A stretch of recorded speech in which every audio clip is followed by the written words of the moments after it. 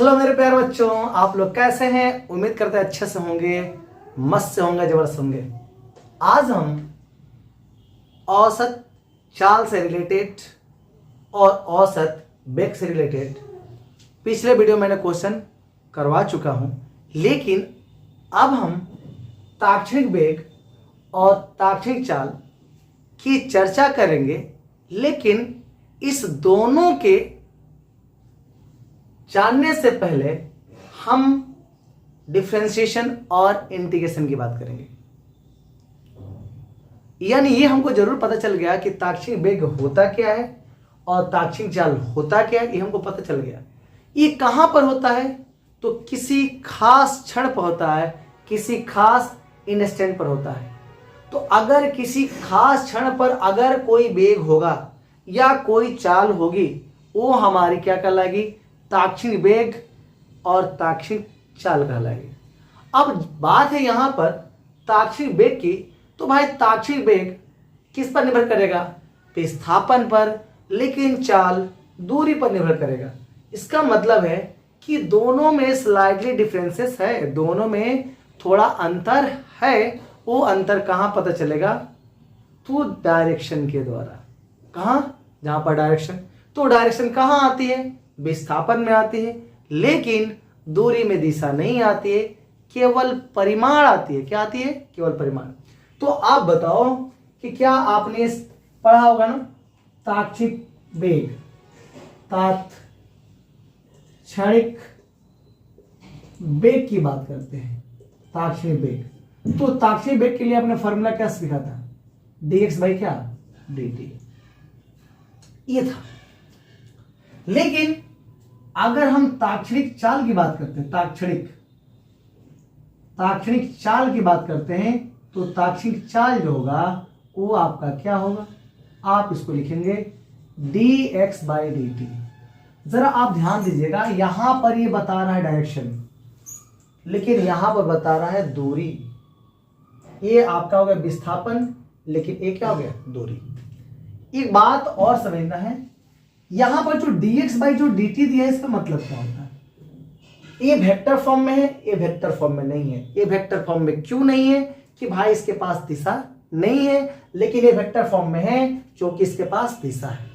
हम इसको बोलते हैं डिफरेंशिएशन। क्या बोलते हैं? डिफरेंशिएशन। किसका डिफरेंशिएशन हो रहा है? तो विस्थापन का डिफरेंशिएशन हो रहा है समय के रिस्पेक्ट में। तो वहां से एक मेरा नया टर्म आता है जिसको हम बोलते हैं ताक्षणिक वेग। और ये जो ताक्षणिक होता है किसी क्षण पर होता है, किसी इंस्टेंट पर होता है। यानी आप इस चीज को चाहेंगे तो VIN लिख सकते हैं। क्या बोल सकते हैं? VIN, या ठीक है ना। और इसको हम लोग लिख सकते हैं dx बाई dt लगाएंगे। और यहां पर अगर हम यहां लिखते हैं VIN ही लिखेंगे, लेकिन dx बाई क्या लिखेंगे? dt लिखेंगे। यहां पर दो बातें हैं, ये आपको बात क्या समझनी है। इसका मतलब होता है कि समय के सापेक्ष क्या हो रहा है? ये एक्स में क्या होगा? चेंज हो रहा है। समय के सापेक्ष एक्स में चेंज हो रहा है। यानी आपको समझना है ये रियल में क्या है? अवकलन हो रहा है। किसका? एक्स का। किसके रिस्पेक्ट में? समय के सापेक्ष। यानी विस्थापन में समय के सापेक्ष जब अवकलन होगा, उसको हम क्या बोलेंगे? उसको हम बोले ताक्षणिक वेग बोलेंगे। लेकिन यहां पर भी जब क्या होगा? दूरी में अगर समय के साथ क्या होगा? अगर इसका क्या होगा? हम अवकलन करेंगे तो ये हमारे क्या कहते हैं? ताक्षणिक चाल कहलाएगा। अब यहां पर एक ही बात को आपको समझनी पड़ेगी कि होता क्या। एक बात और समझिए, जब हम इसका क्या करेंगे? अगर इंटीग्रेशन करते, कैसे? अगर मैं इसको इससे गुणा कर दूं, मैं इसको इससे गुणा कर दूं, तो आप जरा सोचो, देखो क्या निकलता?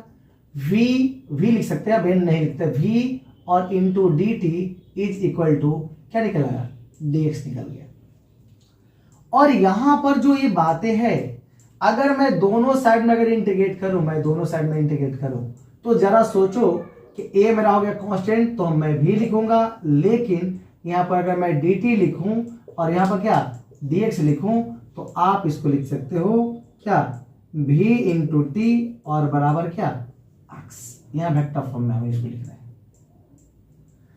ये इसका मतलब है कि vector x equal to v into t. यानी आप जरा सोचो कि अगर आप इसका अगर टाइम के साथ अगर इसका क्या कर रहे हैं, अगर इंटीग्रेशन कर देंगे तो हमको विस्थापन मिल जाएगा। और यहां पर अगर यहां पर मैं इसके साथ मल्टीपल करूं तो आप जरा सोचो v इंटू क्या लिखेंगे, dt इक्वल टू लिख सकते हैं dx। और जब इसको इंटीग्रेशन करेंगे, इसको बोलते हैं समाकलन। हम ये आता है क्यों आता है मैं अभी जस्ट चर्चा करूंगा। ये v इंटू क्या लिखूंगा, dt लिखूंगा इज इक्वल टू क्या, dx। आप जरा सोचो, आप इसको लिखते हो v बाहर हो जाएगा और dt और बराबर क्या इंटीग्रेशन ऑफ क्या dx। अब जरा सोचो आप इसे तो v इंटू क्या t और बराबर x, ये आपका हो गया दूरी x बराबर v इंटू टी। यानी इससे पता चल गया अगर हम किसी वेग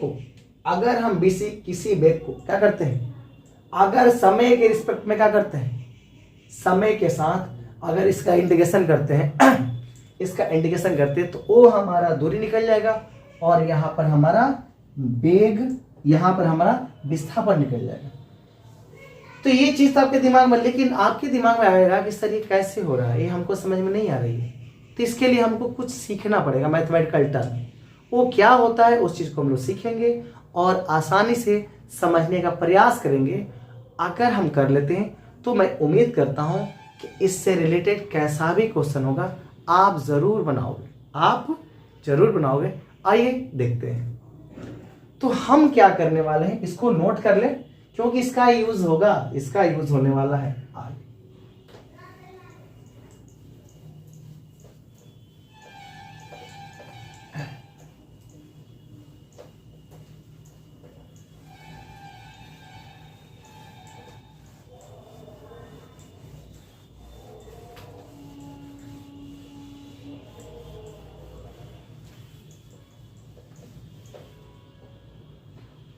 यहां पर हम लोग बात करेंगे अवकलन।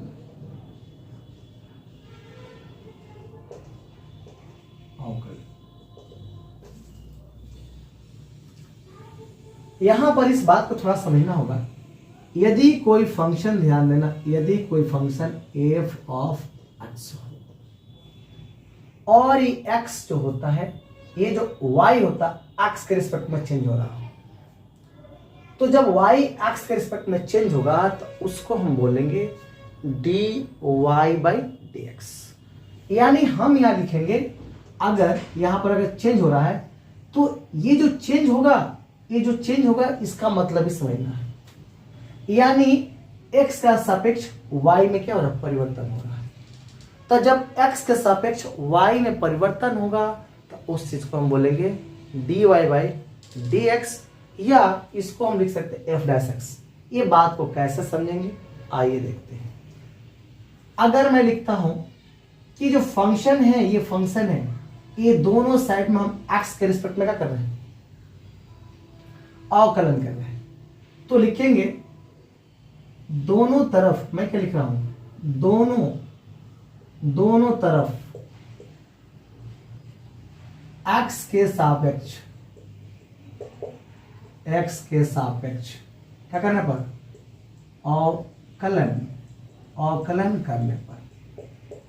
अवकलन करने पर on differentiating both side with respect to x। मैं क्या बोल रहा हूं, on differentiating both sides with respect to x लिखते हैं।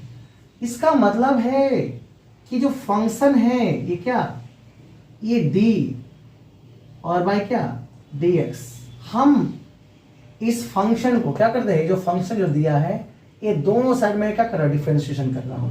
तो ये ये अवकलन का मतलब dy बाई dx।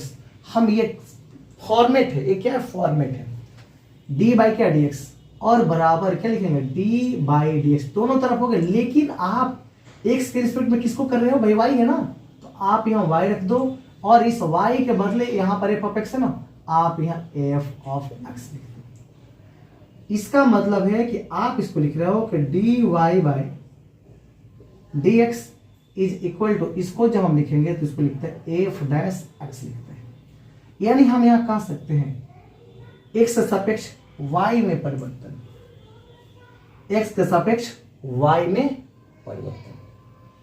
ये जो होता है कि एक्स के सापेक्ष वाई में परिवर्तन हो रहा है, तो जब एक्स के सापेक्ष वाई में जो परिवर्तन होता है उसको हम बोलते हैं dy बाई dx। क्या बोलेंगे? dy by dx। तो ये dy बाई dx को ही हम क्या बोलते हैं? x के सापेक्ष y में परिवर्तन। इसको बोलते हैं कि x के सापेक्ष y में परिवर्तन, y में परिवर्तन, इसी को हम क्या बोलते हैं? dy by dx। और इसी को बोलते हैं f डैश x बोलते हैं। क्या बोलते हैं? f डैश x बोलते हैं। कोई बच्चा बोले कि सर ठीक है, ये आपने तो y वाला बात बोल दी। सर अगर मान लीजिए t रहता तो क्या होता? सर यहाँ आपने x था तो आपने x की बात बोल दी, ठीक है, आपका मैंने बात मान लिया, अच्छी बात है। सर हमारा मन है कि अगर ये फंक्शन x नहीं होकर क्या बदल जाए? t बदल जाए। मेरा बात समझना है, एक एक चीज को आप जब समझ लीजिएगा तो आपका कंसेप्ट क्लियर हो जाएगा। अगर मैंने बात क्या किया कि ये पर हमने फंक्शन x के रिस्पेक्ट में लिया था, लेकिन अगर इसी फंक्शन को मैंने क्या लिख दिया? एफ ऑफ क्या? t के रिस्पेक्ट में मैंने बोल दिया, तो आप क्या करने वाले हो? आप इसको लिखोगे क्या? दोनों तरफ क्या लिखेंगे जी? दोनों तरफ क्या करेंगे? x के सापेक्ष अवकलन करने पर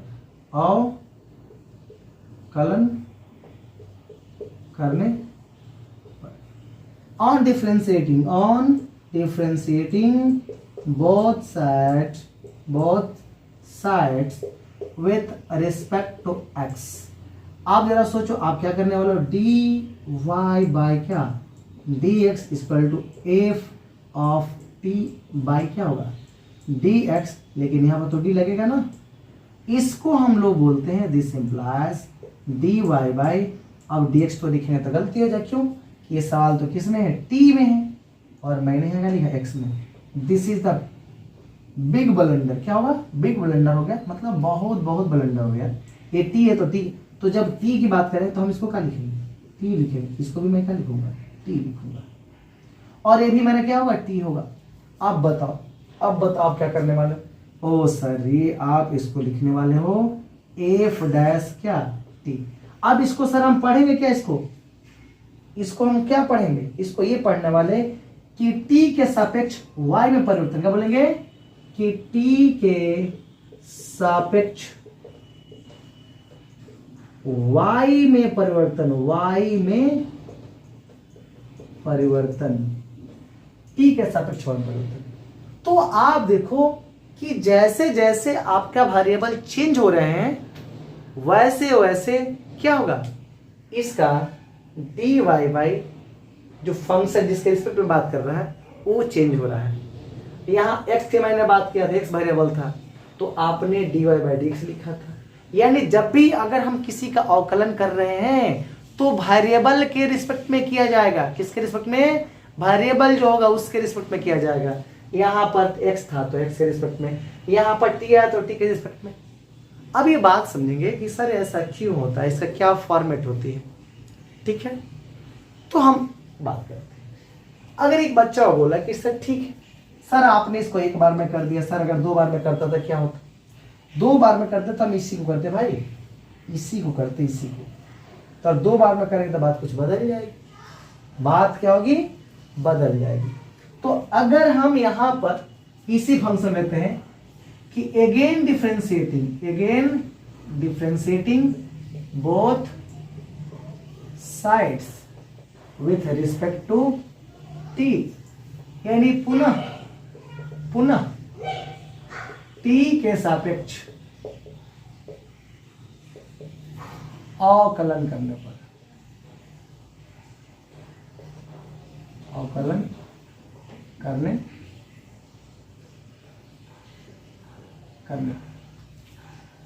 तो जो फंक्शन है डी बाई क्या? dt, अब जरा सोचो फंक्शन आपका क्या आ गया, ये ना आपका फंक्शन है, देखो तो dy बाई डी टी। तो आप यहाँ लिखने वाले हो dy बाई डी टी लिखोगे इज इक्वल टू, फिर यहाँ लिखो dy बाई डी टी। लेकिन जरा सोचो इसका फंक्शन क्या है, dy बाई डी टी का मान ही ना है एफ डैश एक्स, तो आप क्या लिखने वाले एफ डैश एक्स लिखोगे मेरे प्यारे बच्चों, क्या लिखोगे एफ डैश एक्स। अब जरा सोचो, ध्यान देना है, ये जो है ना ये आप इसको लिखो डी टू वाई। अब भाई देखो यहाँ पर, यहाँ समझना डी डी है तो डी, और ये टी है तो टी का स्क्वायर लिखेंगे, ये डी टी का होल स्क्वायर नहीं लिखेंगे, इसका रूल है। और ऐसे जब आप लिखेंगे तो आप बताओ अब क्या होने वाला है, कुछ तो कुछ बात बनेगी, कुछ ना कुछ होगी। तो आप इसको लिखोगे सर ये एफ डबल डैश, एक बार था ना, एक बार और कर, डबल डैश क्या हो जाएगा, सॉरी टी है, टी हो जाएगा। यानी इसको बोलते हैं डबल डिफरेंशिएशन। क्या बोलते हैं, डबल डिफरेंशिएशन। एक ही फंक्शन को एक बार करेंगे तो डी वाई बाई डी, लेकिन उसी फंक्शन को जब हम दो बार करेंगे उसको बोलते हैं डबल डिफरेंशिएशन, या d two y by d t square, d two y by d x square, d two y by d phi square. यानी जैसे जैसे मेरे वेरिएबल चेंज करेंगे वैसे वैसे चेंज होगा। इसका बेसिक फॉर्मेट है, ठीक है ना।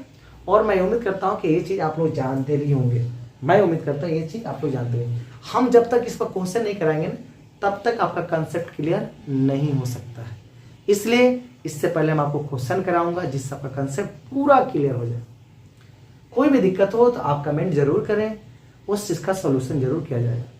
और लाइक जरूर करें, अगर आप लाइक करते हो ना तो एनर्जी हमको दोगुनी हो जाती है। क्यों, लाइक का तो पैसा आपको लगना नहीं है।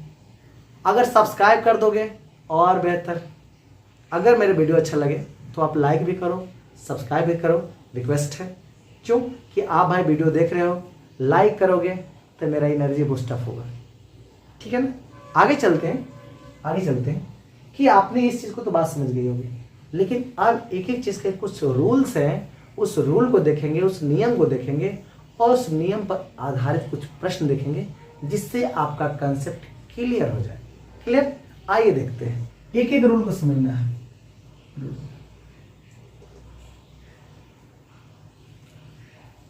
क्या नियम कहता है कि यदि किसी कांस्टेंट फंक्शन का अगर अवकलन किया जाए, अवकलज किया जाए तो उसका dy बाई dx 0 होता है। मेरा पहला रूल है कि यदि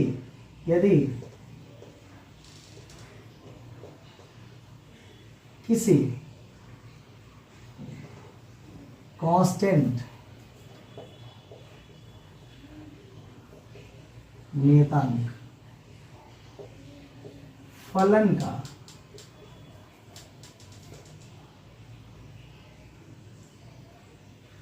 अवकलन हमेशा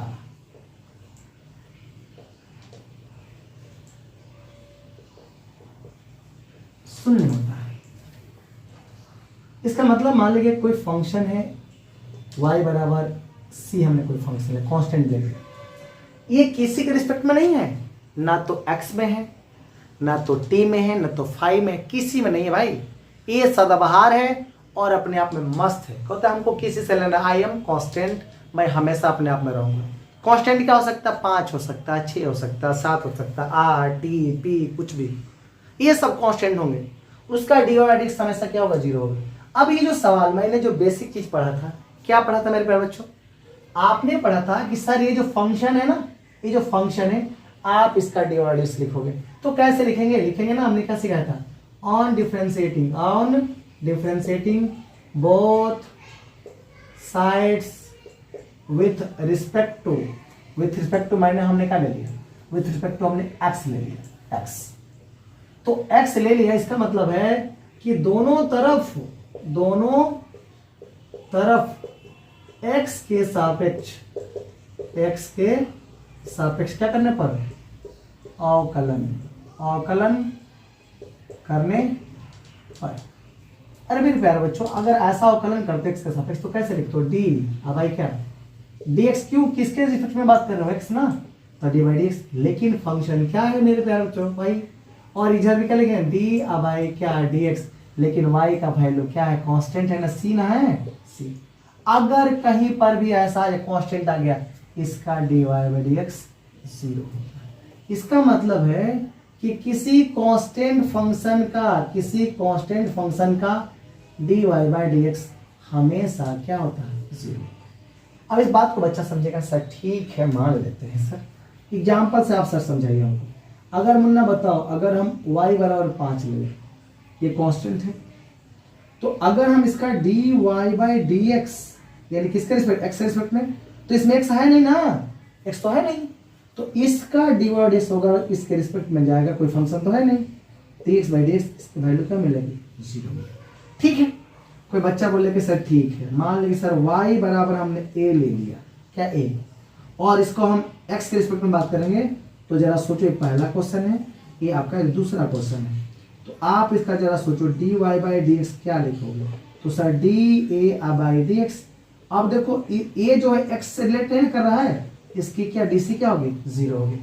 बच्चा वाला सर ठीक है, सर अगर मान लीजिए हमारा पाई हो जाता, सर पाई, तो अब इसका dy बाई डी एक्स क्या होता, तुम खुद बताओ बाबू मेरे।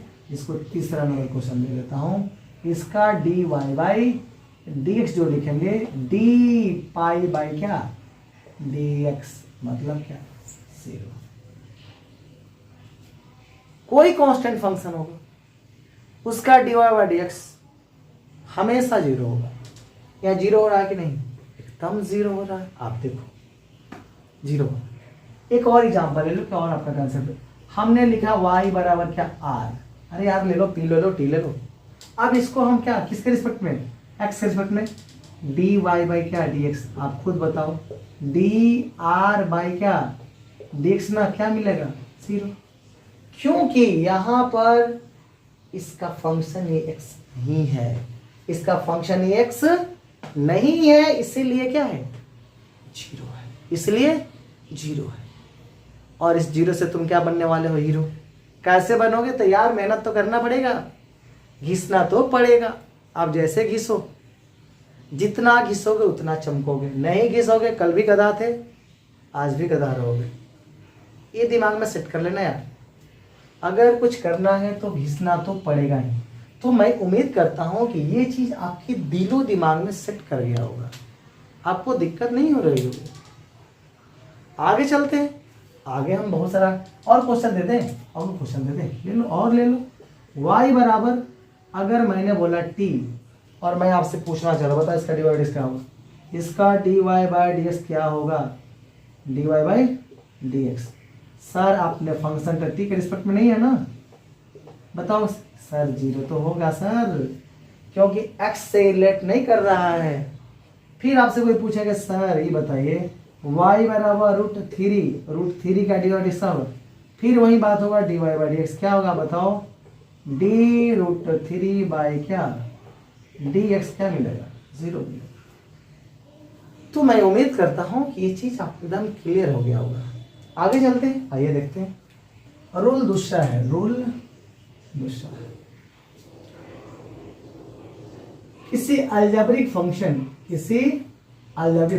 y बराबर x to the power n, ये algebraic function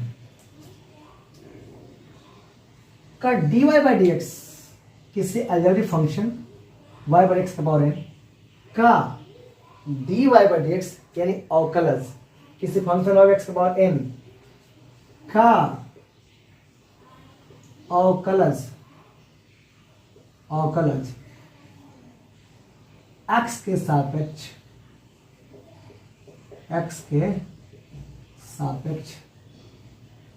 n into x का पावर n माइनस 1 होता है। किसी function y by x power n का अवकलज x का सापेक्ष n into x power n minus 1 होता है। मैं ये कहना चाह रहा हूं कि फंक्शन क्या दिया है, y का पावर x, इसका अवकलज का मतलब है dy बाई डी एक्स, इसका dy बाई जो dx करेंगे हम, तो dx का पावर n बाई क्या होगा, देखो कि इसका y की जगह पे ये हो गया ना, और इसके लिए जब हम करते हैं तो n जो पावर में हो n हम पहले लिखते हैं, और x का पावर कितना, n माइनस 1 लिखते हैं। इसीलिए हम बोलते हैं कि इसकी अवकलज कितनी होती है, इतनी होती है। तो बच्चा इसको लिखता है dy बाई डी एक्स बराबर ए हमारा होता है n इंटू एक्स का पावर n माइनस वन। अब बच्चे के दिमाग क्वेश्चन आएगा सर ऐसा क्यों लिख दिया? ठीक है समझो एग्जाम्पल से यार समझो। अगर मुन्ना अगर मैं बोलूँ एक्स का पावर क्या, अगर y बराबर एक्स का पावर वन, तो मैं इससे पूछूं कि आपका dy बाई डी क्या होगा? समझना है। अगर हम इसका dy बाई अगर dx लिखेंगे तो आप बोलो d एक्स का पावर वन बाई क्या dx। अच्छे छोटू जरा सोचो, छोटू मुन्नू लड्डू जो भी रसगुल्लो, जरा सोचो इसके पावर में कितना है? वन है ना। आप पहले वन लगा दो इंटू एक्स के पावर, ये वन है ना, वन लगा दो और इसमें से कितना घटा है? एक ना, एक घटा दो। अब बताओ वन इंटू एक्स का पावर जीरो। और आपने क्या 6 क्लास में, 7 क्लास में, 8 क्लास में, 9 क्लास में, 10 क्लास में क्या आपने सीखा ना, किसी नंबर के पावर, किस संख्या के पावर 0 1 होता है। तो और वो बच्चा क्या लिखेगा? 1 इंटू वन बराबर क्या? 1। यानी इसका DC जो होगा dy बाई डी से कितना होगा? 1 होगा। यानी अगर आपसे यहाँ से कोई भी पूछे, इतना नहीं लपेटना, बस 1 बोलना है, 1 बोलना है। ये तो पहला क्वेश्चन हो गया। कोई बच्चा से पूछेगा आप बताओ, ठीक है अगर y बराबर अगर हमने एक्स स्क्वायर लिख दिया तो इसका dy बाई डी से बताओ। कुछ नहीं करना यार, dy बाई इसका dx लिखना है और यहां पर देखना है कि power d x square by क्या dx, इसके पावर में कितना है? और 2 है ना, तो 2 लिखो इंटू एक्स लिखो, x लिखो और इसमें से 2 में से 1 घटा दो, क्या होगा? 2x का पावर 1। तो आप जरा सोचो इसका y बराबर एक्स स्क्वायर का dc कितना होगा? 2x का पावर 1 यानी 2x।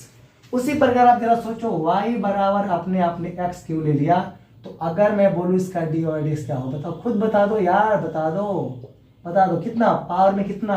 सर पावर में आपने यहाँ ऐसे लिख दिए तो और अच्छा रहेगा मेरे लिए। क्या लिख दो बोलो? सर पावर में जितना है पहले रख दीजिए पावर वाला, इंटू एक्स लिखिए और जितना पावर में उसमें से 1 घटा दीजिए। सर बताइए कितना होगा? सर आप ही बताइए। हम बोले कितना होगा? इतना होगा। तो अब अगला जो सवाल होगा, आप क्या नहीं बता सकते हो क्या? जरा सोचो तो y बराबर अगर x का बल मैं 4 लिख दूं तो बोले सर इसमें क्या रखा हुआ? सर इसको तो मैं चुटकी में बनाऊंगा। क्या? इसको मैं चुटकी में बनाने वाला हूं। आप क्या लिखोगे? d एक्स का पावर 4 बाई डी एक्स। अब बताओ क्या होने वाला है? बता दो, चलो जल्दी से बताओ, बोलो जल्दी से बोलो। सर आपने 4 लिखा, 4 में से 1 घटा दिया। सर अब तो आप बता दो, सर आप ही आंसर इतना लिख दो ना। नहीं बनेगा आपसे? अरे यार बनेगा कि नहीं? सर बन जाएगा। अगला साल में अगर तुमको दे दूं y बराबर अगर x का पावर 7, बोलो जल्दी से बोलो, आंसर डायरेक्ट बोलो dy बाई डी, बोलो आंसर बोलो कितना? 7 x का पावर कितना? 1 घटा देना, पावर में 1 घटाना है। अगर मैं बोलूं y बराबर x का पावर 100, इतना लिखना, बोलो जल्दी से बोलो dy बाई dx, बोलो जल्दी से। 100 इंटू एक्स का पावर कितना? 99। तो मैं उम्मीद करता हूं कि ये कॉन्सेप्ट जो होंगे आपके दिलो दिमाग में बैठ गए होंगे और आप जरूर इस बात को समझ गए होंगे। क्लियर? आगे चलते हैं, इसको नोट करें और इस तरह छोटा छोटा सवाल ले रहे हैं। मैं उम्मीद करता हूं कि आप जरूर बनाओगे। इसके बाद हम अगला नियम चलेंगे। फिर बच्चों मेरा क्वेश्चन है कि फाइंड dy बाई dx, यानी dy बाई dx निकालें। dy बाई dx निकाल दो यार, निकाल दो। कैसे निकाले? इसका फंक्शन देना चाहिए ना। हाँ, पहला फंक्शन y बराबर अगर मैंने लिखा, क्या लिखा बोलो अगर कोई function sir 2x square plus 3x plus 5 हो जाए। दूसरा सवाल y बराबर 3x x cube plus 6x square plus 5x plus 2। तीसरा क्वेश्चन y बराबर -3x square minus 5x plus 3। अगला क्वेश्चन होगा y बराबर ax square plus bx plus c। पांचवा नंबर क्वेश्चन y बराबर क्या मैं लिखूं? cx cube plus dx square plus ex plus 3। Sir आपने इतना क्वेश्चन दिया क्यों दिया, हमको परेशान करने के लिए? नहीं यार, परेशान करने के लिए मैं नहीं दिया, आपका दिमाग खोलने के लिए मैंने दिया कि आपका दिमाग खुल जाए कि सर आप इसको डिवाइड क्यों करवाना चाहते हो। जरूरी है, इसलिए क्या जरूरी है जरा सोचो तो। जरूरी है मुन्ना कि हमको क्या पढ़नी है, इंस्टेंटेनियस स्पीड और इंस्टेंटेनियस वेलोसिटी, और इसके बिना हम पढ़ नहीं सकते, इसलिए इसकी जरूरत है, इसलिए इसकी जरूरत है, अन्यथा इसकी क्या जरूरत है यार। क्यों पढ़ाते हैं, नहीं पढ़ाते, मस्त रहते हम भी, तुम भी मस्त चकाचक। आगे चलो, ये आपने पहला क्वेश्चन ले लिया, ठीक है सर, क्वेश्चन आपने सर वाई लिखा, हाँ ठीक है, मैंने लिख दिया गिवन, मैंने लिख दिया गिवन y बराबर बोलो जल्दी से sir 2x² plus 3x plus क्या 5 सर आपने लिखा। ये फंक्शन किसके, इसमें वेरिएबल कौन है, x है ना, तो इसको किसके रिस्पेक्ट में डिफरेंशिएट करेंगे, इस x के रिस्पेक्ट में करेंगे, जो फंक्शन होगा उसी के सापेक्ष उसका अवकलन करेंगे। तो हम क्या लिखेंगे, दोनों तरफ, मैंने सिखा के आया ना पहले, दोनों तरफ x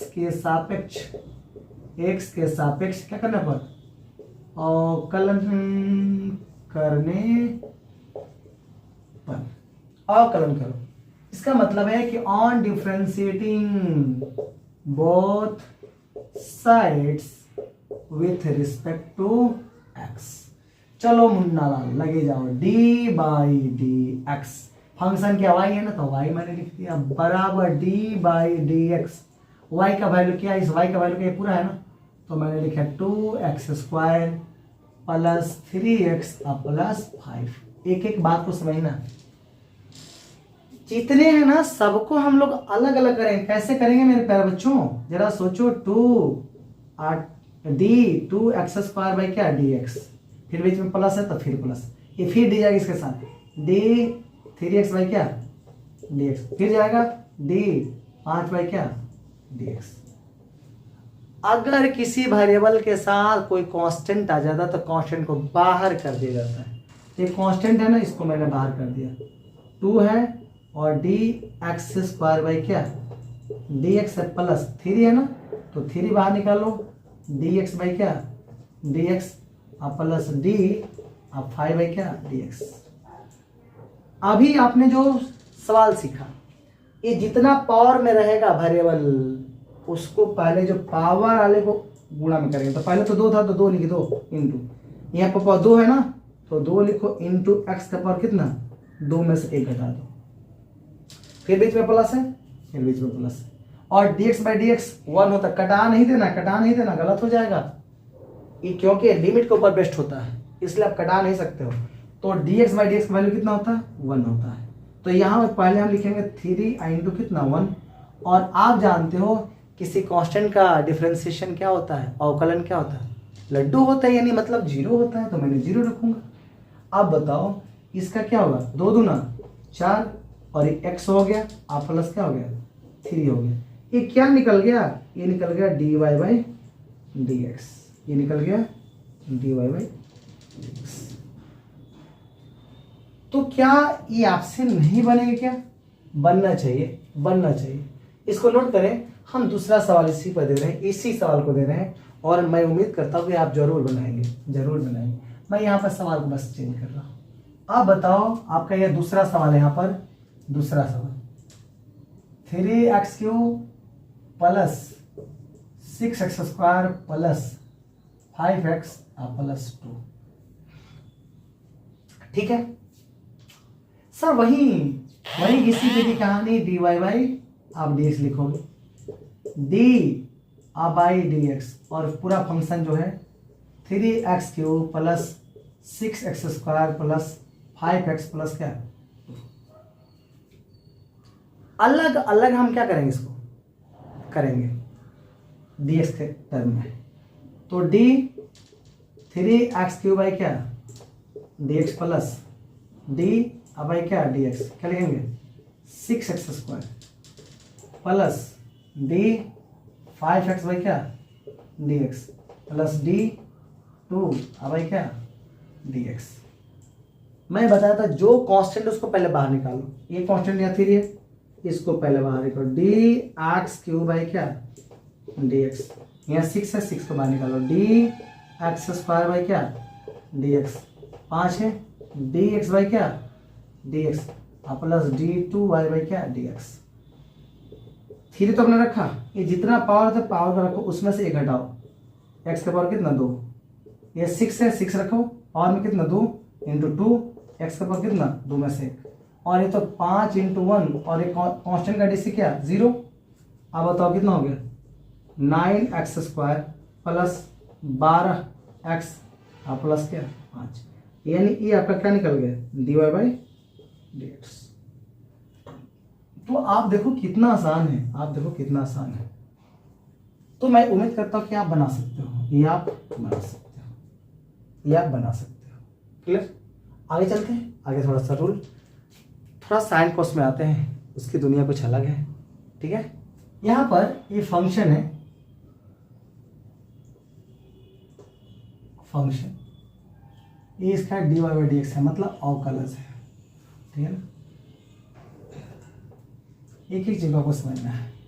अगर फंक्शन y बराबर क्या हो जाए साइन एक्स हो जाए, ध्यान देना, तो डी बाई डी एक्स तो लिखोगे, या फंक्शन जो आप लिख रहे हो यहाँ पर y है ना, तो y लिख दिया बराबर डी साइन एक्स बाई क्या डी एक्स, इसका डीसी क्या होता है कॉस एक्स होता है।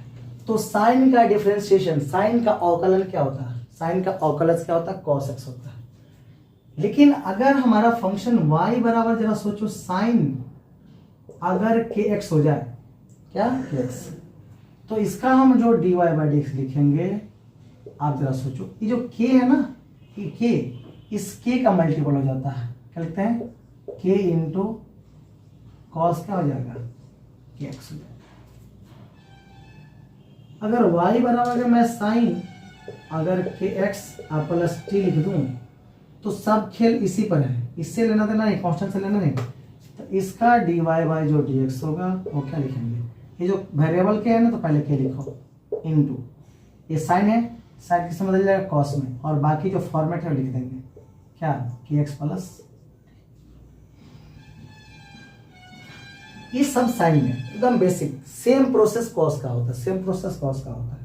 अगर हम उससे पूछें कि y बराबर कॉस एक्स का डीसी क्या होगा, तो इसका डी वाई बाई जो डी एक्स होगा, मेरे प्यारे लड्डू लालो, बच्चों रसगुल्लो, जो भी मान लो रसगुल्लो, ये कॉस एक्स बाई क्या डी एक्स, इसका जो डीसी होता है माइनस साइन एक्स होता है, क्या होता है माइनस साइन एक्स होता है। याद रखना है, याद रखना है, क्योंकि ये हर जगह आपको काम आएगा।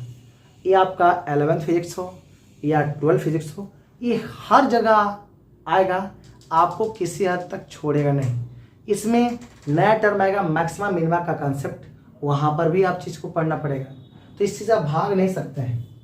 अगर मैं बोलूँ y बराबर क्या कॉस, अगर केस लिखूँ, तो आप बस दिमाग थोड़ा सा सेट करना है और लिख देना है माइनस के और साइन क्या केस लिखना है। y बराबर अगर मैं लिख लूँ क्या, बोलो बोलो क्या लिख दूँ, कॉस के एक्स प्लस टी, और यहाँ से अगर आप इसका d y by d x निकालते हो, तो पहले लिख लो माइनस के और साइन, एक जो पूरा फंक्शन लिखो के एक्स प्लस टी।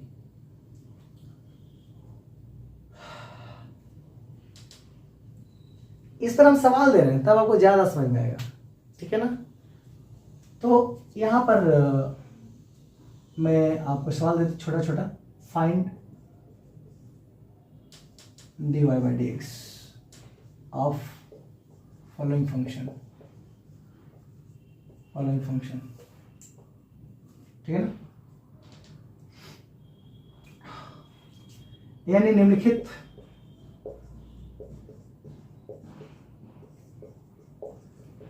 फलनों का dy by dx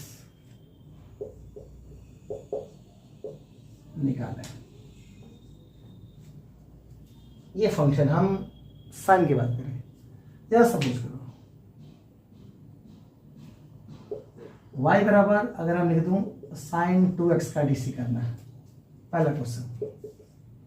दूसरा क्वेश्चन है y बराबर साइन ओमेगा टी प्लस कितना के का डीसी करना है।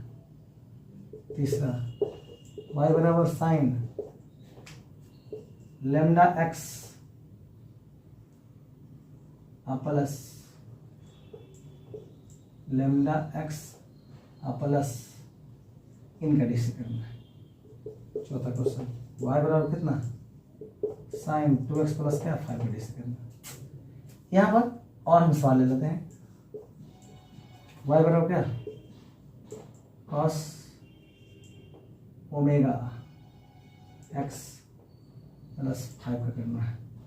y बराबर क्या कॉस 3x का करना है। y बराबर कितना कॉस 5x प्लस 3 करना है। एक क्वेश्चन है, इस क्वेश्चन को सॉल्व करना है और इसको देखते हुए हम सॉल्व करेंगे। क्लियर? आइए देखते हैं। पहला क्वेश्चन है गिवन y बराबर sin 2x, y बराबर sin 2x। तो इसका अगर हम dy बाई डी एक्स लिखेंगे, ध्यान देना d, और मैंने यहाँ लिखा sin 2x, अब आई क्या d। ध्यान देना ये जो फंक्शन है ना, ये साइन का फंक्शन कौन 2x है, तो ये हमने 2x लिखा इंटू डी 2x बाई क्या dx लिखा। देखो अंतर, ये अंतर कब समझना, अंतर समझना है केवल। ये आ तो गया ऐसे, तो पहले साइन का डिफरेंशिएशन क्या था cos, और जो एंगल है जो 2x, तो इसको 2x लिखे, तो इनटू इसका डीसी करो। जरा सोचो, इसका अगर हम डीसी करें तो बताए ना कांस्टेंट जो होता है उसको बाहर निकाल देते हैं, इनटू dx बाई क्या dx, इसका वैल्यू 1। अब यही इसी के लिए ये जो होगा हम लिखते हैं कितना cos 2x इंटू क्या 2 इंटू 1, यानी ये हो जाता है 2 cos 2x। हम डायरेक्ट इसका डीसी लिखते हैं क्या 2 cos 2x, जितना कांस्टेंट रहेगा बाहर निकाल देंगे और इसको वैल्यू को हम रख देंगे। अब जरा सोचो, ध्यान देना, तीसरा सवाल है, दूसरा सवाल क्या है, y बराबर हम क्या लिखेंगे साइन ओमेगा टी प्लस क्या के है, सॉरी ओमेगा टी नहीं ओमेगा एक्स है, सॉरी ओमेगा एक्स। तो अब जरा सोचिए इसका डीसी हमको निकालना है, तो d y by d x, ध्यान देना डी, और हमने क्या लिखा साइन ओमेगा टी प्लस क्या, सॉरी टी फिर आ गया एक्स इंटू के, अब आई क्या। अब जरा सोचो इस पूरे साइन का फंक्शन ही है ना, पूरा साइन का फंक्शन क्या ओमेगा एक्स प्लस क्या के इंटू डी क्या होगा ओमेगा एक्स प्लस क्या के, अब आई क्या डी एक्स। देखो जो साइन है तो साइन नहीं रह जाएगा, साइन सॉरी साइन का कॉस हो जाएगा, कितना कॉस ओमेगा एक्स प्लस क्या टी रह जाएगा, इनटू इसका डीसी क्या होगा ओमेगा तो निकल D x by d x, तो ये ओमेगा होगा प्लस क्या होगा 0 हो गया, यही हो जाता है omega into cos omega x plus क्या टी। हम चाहेंगे तो डायरेक्ट यही लिख सकते थे, यहाँ से साइन को किसमें बदल देते हैं कॉस में, और यहाँ लिखते हैं ओमेगा एक्स प्लस क्या टी, ये जो ओमेगा है ना ओमेगा को यहाँ बदलते हैं, हो गया इसका डिवाइडेस। यहाँ एक लाइन में हम लोग बना देते हैं, लेकिन थोड़ा सा प्रोसेस है ऐसे हम बनाते हैं, ठीक है ना। चलिए लिखिए, इसको नोट करें। अब ये सवाल जितने भी हैं मैं उम्मीद करता हूँ अच्छा सा बना लेंगे, ठीक है ना। आगे चलते हैं। अब जरा सोचो फंक्शन अगर हो जाए y बराबर क्या tan x, तो इसका dy बाई जो dx होगा मेरे प्यारे बच्चों क्या होगा sec स्क्वायर x। लेकिन अगर y बराबर sec x, तो इसका dy बाई जो dx होता है, आपको याद रखना होगा sec x इंटू क्या tan x। y बराबर अगर cot x, याद रखेंगे इसका dy बाई जो dx होगा माइनस cosec स्क्वायर x। लेकिन अगर y बराबर cosec x है, तो इसका dy बाई जो dx होगा minus cosec x into cot x। तो ये ट्रिगोमेट्रिकल फंक्शन का क्या था, डीसी था, डिफरेंशिएशन था, अवकलन था। तो इसको आपको याद कर लेनी है, और मैं जहाँ तक उम्मीद करता हूँ कि इसमें आपको कोई दिक्कत होने वाली नहीं है। क्लियर? चलिए इस चीज़ को आप नोट कर लें, इस चीज़ को आप नोट कर लें। अब थोड़ा सा रूल आता है, थोड़ा सा रूल आता है। रूल क्या है कि अगर कोई फंक्शन u इंटू वी में हो, u इंटू वी में, तो इसका जो dy बाई डी एक्स होता है ना, इसका जो dy बाई डी एक्स होता है, इसका dy बाई जो dx होता है, तो d और u अभी बाई हम dx लिखते हैं। पहले ये जो फंक्शन है ना, पहले फंक्शन को हम लोग निकालते हैं इंटू d, जो पहला फंक्शन निकल गया तो बच गया ये भी ना, तो d भी बाई क्या dx, फिर प्लस हो जाता है, इंटू बनेगा तो प्लस। अब फिर किसको निकालेंगे, v को निकालेंगे, u को डिफरेंस है तो v निकल गया, और डी यू बाई क्या dx होगा।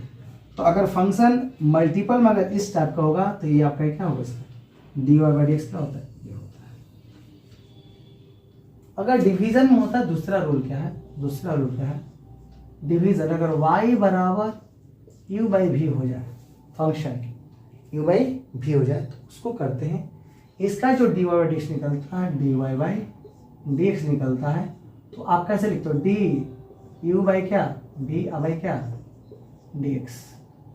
जरा सोचो, जो नीचे वाला फंक्शन पहले उसको बाहर निकालते हैं, नीचे वाला, तो नीचे वाला आपका भी है ना, तो भी लिखो इंटू डी यू बाई क्या डी एक्स। लेकिन जब बट्टा में तो माइनस हो जाता है। अब आप किसको बाहर निकालोगे, ऊपर वाले को, तो आप ऊपर वाले को बाहर निकालो, आप किसको करोगे, डी भी बाई क्या डी एक्स। और जो फंक्शन जो नीचे वाला ही रहता है, इसका क्या होता है, होल स्क्वायर होता है, क्या होता है, होल स्क्वायर होता है। इस बार हम सवाल करा रहे हैं तो आपका कंसेप्ट क्लियर हो जाएगा। देखिए तो क्वेश्चन है, question find dy by dx, following function, following function निम्नलिखित फलनों का dy बाई dx निकालें। फंक्शन है क्या, y बराबर x इंटू क्या साइन x, y बराबर क्या tan x इंटू क्या एक्स स्क्वायर, y बराबर कितना root x into sec x। ये मल्टीपल है, ये आपका मल्टीपल है, तो आप बना सकते, इसको पहले नोट करें, उसके बाद हम एक एक क्वेश्चन का डिस्कशन करते हैं। एक क्वेश्चन है प्यारा सा, आप देखिए क्या क्या बनने वाला है। पहला आपका क्वेश्चन क्या सर, देखिए गिवन, जो गिवन इसको लिख दीजिए, गिवन y बराबर क्या है x इंटू क्या साइन x, लिखेंगे on differentiating both sides with respect to x, दोनों तरफ x के सापेक्ष अवकलन करने पर, कर लो यार, कर लो, डी बाई डी एक्स, तो यह फंक्शन y है ना, बराबर D by d x, y का पूरा वैल्यू क्या है x इंटू क्या साइन x। मैंने आपको क्या सिखाया, ये अगर u है तो ये आपका v है, तो जो पहला फंक्शन को बाहर निकालो, कौन बाहर निकलेगा x इंटू डी और साइन x बाई क्या डी एक्स प्लस, अब कौन बाहर निकलेगा दूसरा, तो साइन x बाहर निकलेगा डी एक्स बाई क्या डी एक्स। एक्स तो मैंने लिख दिया, साइन का डिफरेंशिएशन क्या था कॉस ना, तो कॉस प्लस साइन है x into D x by d x value क्या 1, यानी आपका हो गया x कॉस x प्लस क्या साइन x, ये आपका निकल गया डी वाई बाई।